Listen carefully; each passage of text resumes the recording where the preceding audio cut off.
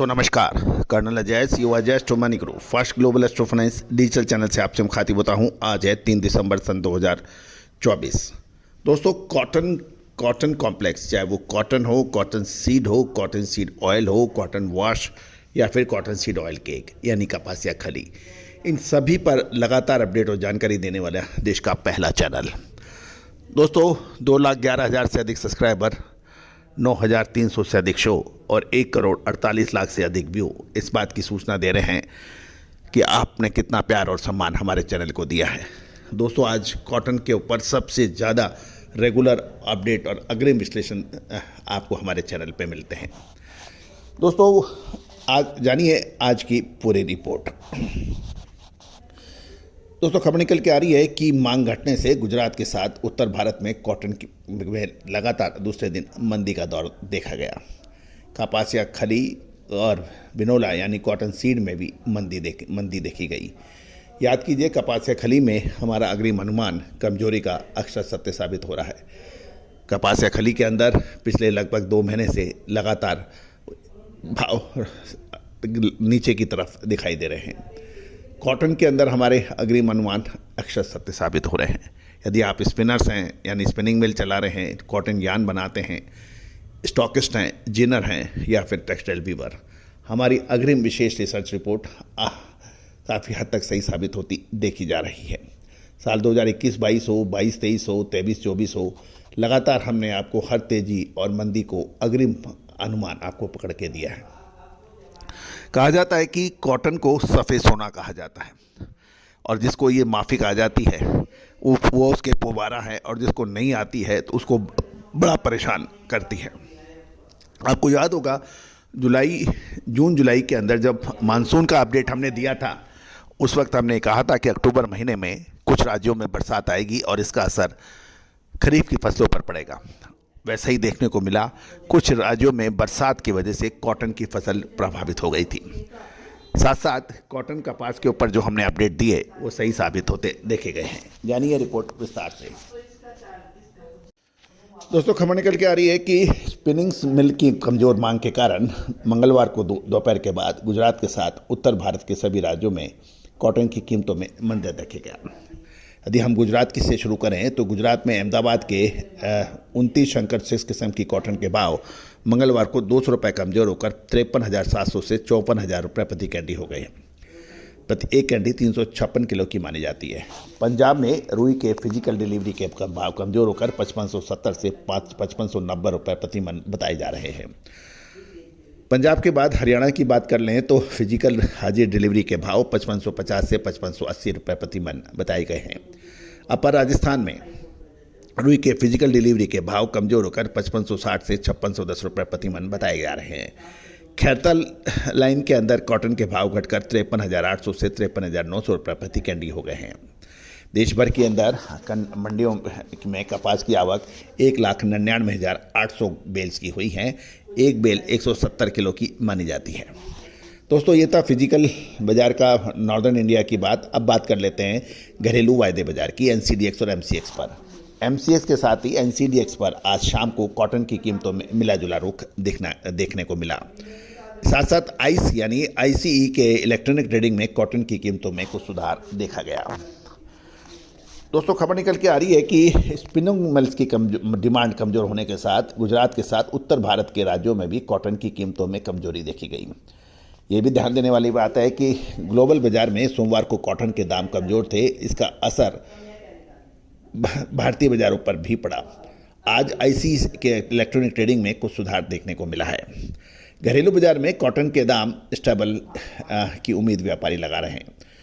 गौरतलब है कि खपत सीजन होने के बावजूद सूती धागे की लोकल डिमांड सामान्य के मुकाबले कमज़ोर बनी हुई है। कॉटन के निर्यात में भी पड़ते नहीं हैं क्योंकि भारतीय कॉटन विश्व में सबसे महंगी है। इसी वजह से निर्यात पड़ते में नहीं है। ये भी ध्यान देने वाली बात है कि चालू सीजन में बुआई में आई कमी के साथ कई राज्यों में अक्टूबर में बारिश से कॉटन के उत्पादन और क्वालिटी पर फ़र्क पड़ने की आशंका है, जिसका हमने आपको सबसे पहले जून महीने जुलाई में आपको लगातार अपडेट दिए थे। गौरतलब है कि ग्लोबल मार्केट में दाम कम होने के कारण चालू सीजन में अभी तक आयात सौदे ज़्यादा मात्रा में हुए हैं। जहाँ तक हम सरकारी आंकड़े माने तो कृषि मंत्रालय के आरंभिक पहले अनुमान के अनुसार चालू खरीफ सीजन के में कपास का उत्पादन 299.26 लाख बेल्स की बात की गई है और एक बेल 170 किलो की होती है। पिछले खरीफ सीजन में 2023-24 में 325.22 लाख के मुकाबले 299.26 लाख गांठ काफ़ी कम है।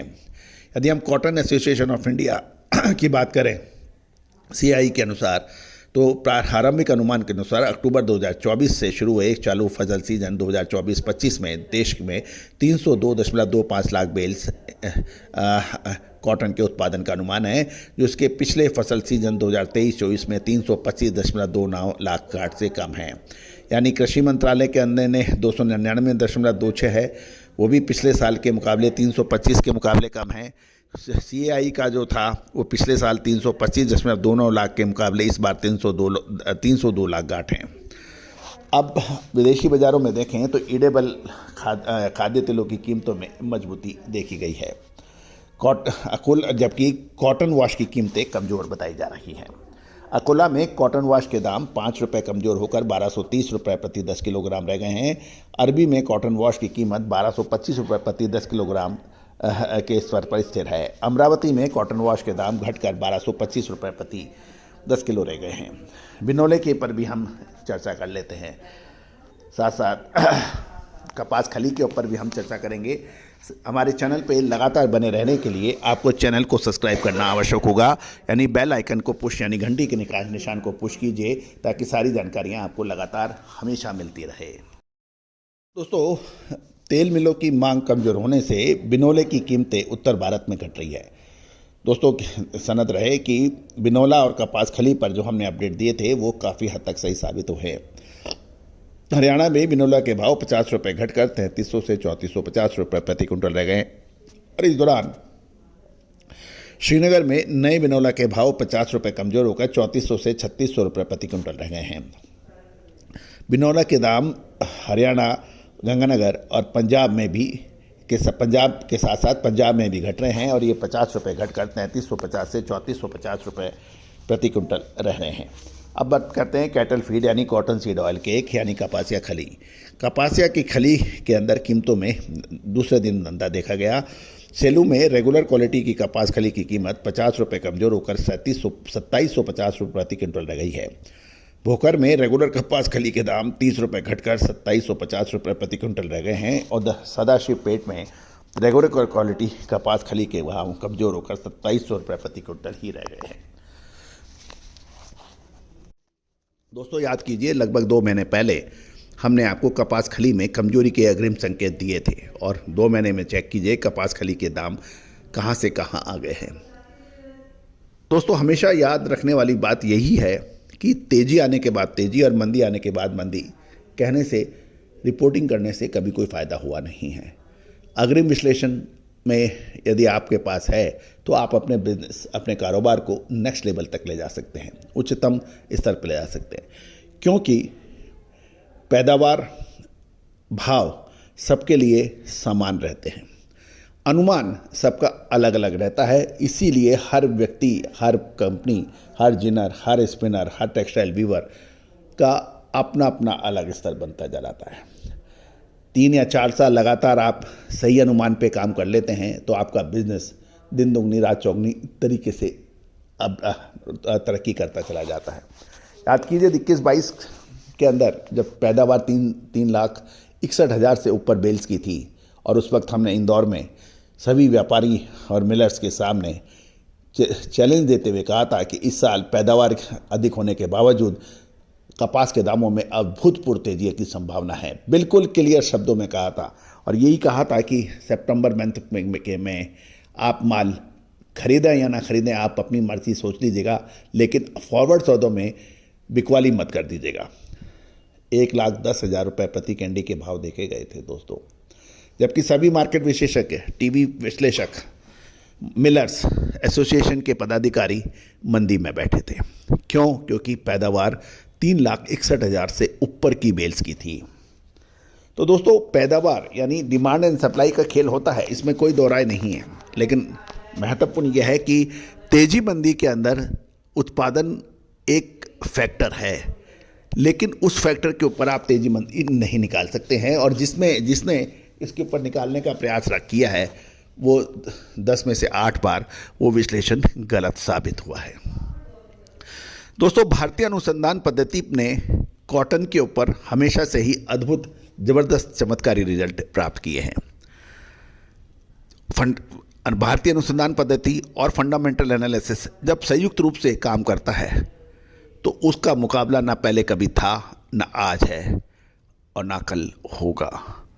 दोस्तों, विशेष रिसर्च, अग्रिम रिसर्च के लिए आप संपर्क कर सकते हैं, नंबर स्क्रीन पे दिए हुए हैं।